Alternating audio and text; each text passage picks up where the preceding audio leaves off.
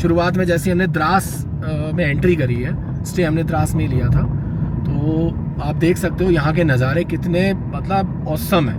अगर एक्सपेंस की बात करें तो भाई एक्सपेंस में आप ये समझ लो कि हमने 1200 रुपये में रूम लिया था, जिसमें हम 5 बंदों ने शेयरिंग की थी।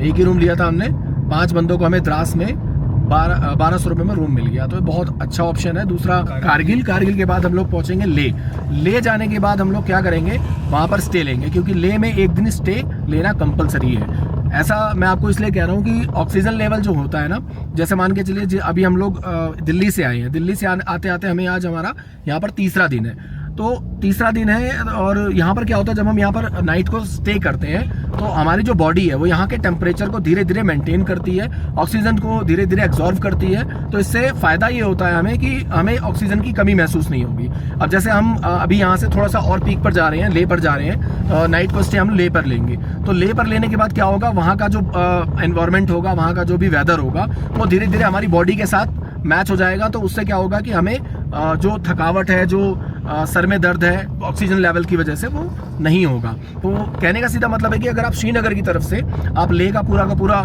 घूम करके वापस से मनाली से होते हुए नीचे उतरेंगे, तो इसके बीच में ही 3-4 दिन हमें पहाड़ों पर हम लोग थोड़ी ऊंचाई पर धीरे धीरे जाते हैं, तो ऑक्सीजन लेवल जो होता है वो धीरे धीरे हमारे बॉडी को मेंटेन करता रहता है। तो मैं आपको ये सलाह जरूर दूंगा कि अगर आप क्या नाम है आ रहे हैं यहाँ पर, तो मनाली से ना होते हुए आप जम्मू कश्मीर के श्रीनगर से आप ट्रेवल करिए, और ट्रेवल करते हुए यहाँ से सीधे आप उतरिए क्या नाम है मनाली की तरफ से। तो इससे क्या होगा कि आपको जो बॉडी का टेम्परेचर होगा, बॉडी का ऑक्सीजन लेवल होगा, वो प्रॉपर यहाँ पर मेंटेन हो जाएगा। एक चीज़ और है, यहाँ पर डीजल की गाड़ियाँ बहुत ज़्यादा चलती हैं, धुआं निकलता है, तो अगर आप कार पर रहें तो शीशे लॉक कर लीजिएगा, जहाँ पर भी डीजल की गाड़ियाँ दिखाई दे। उससे भी क्या होता है, वॉमिटिंग होती है। तो ये छोटे छोटे पॉइंट्स हैं, इन चीज़ों को आपको ध्यान रखना है। अगर आप लॉन्ग डिस्टेंस में ट्रेवल कर रहे हैं तो ये छोटी छोटी चीज़ें हैं जिसको अगर हम क्या नाम है इग्नोर कर देते हैं तो आगे जा करके हमारे लिए प्रॉब्लम क्रिएट हो जाती है।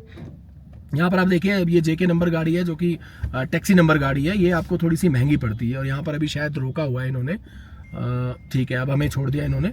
होता क्या है कि उधर से अगर ट्रैफिक आता है तो ये लोग क्या करते हैं, गाड़ियों को पहले रुकवा देते हैं एक साइड का, उसके बाद दूसरी गाड़ी भेजते हैं। कंस्ट्रक्शन का भी काम चल रहा है, इस वजह से शायद इन्होंने ऐसा किया है। तो अभी भगवान श्री अमरनाथ जी की यात्रा चल रही है, जिसकी वजह से क्या हो रहा है कि वहाँ से हम लोग जब आए हैं तो हमें 2 या 3 घंटे एक जगह पर रोक दिया गया था।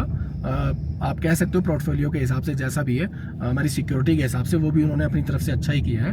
बाकी ठीक है, मैं तो ये सजेशन दूंगा आपको कि यहाँ पर एक बार आप घूमने ज़रूर आइए। ये वाला रोड ट्रिप लाइफ में एक बार ज़रूर करिए। चारों तरफ आपको आर्मी की सिक्योरिटी मिलेगी, किसी चीज़ की कोई टेंशन वाली बात नहीं है। यहाँ पर आप देख सकते हैं, जब से मैंने कैमरा ऑन किया, जब से मैं कैमरे पे आपसे बातचीत कर रहा हूँ, तब से कई आर्मी के लोग हमें यहाँ पर रास्ते में दिखाई दे गए। तो ऐसा है कि बहुत बढ़िया है। अभी फ़िलहाल टाइम जो हो रहा है वो टाइम हो रहा है 10:46 मिनट, 10:46 मिनट हो रहा है। तो धूप निकल रही है बाहर, जो है ठंडी हवा चल रही है, ठंडा मौसम है। धूप आप देख रहे हैं, धूप निकल रही है, लेकिन फिर भी जो एनवायरनमेंट के अंदर है वो ठंडक है। तो भाई ये सारी चीज़ें मैंने आपको बता दी हैं। अगर आप लेह लद्दाख का प्लान कर रहे हैं तो इन छोटी छोटी बातों का आपको यहाँ पर ध्यान रखना है। और एक चीज़ और है कि अगर आप इसके बाद जैसे ठंडे टाइम पे आते हैं, मतलब जब आप यहाँ पर बर्फ़ गिरती है, तो उस समय भी वहाँ का वेदर बहुत ही देखने लायक होता है।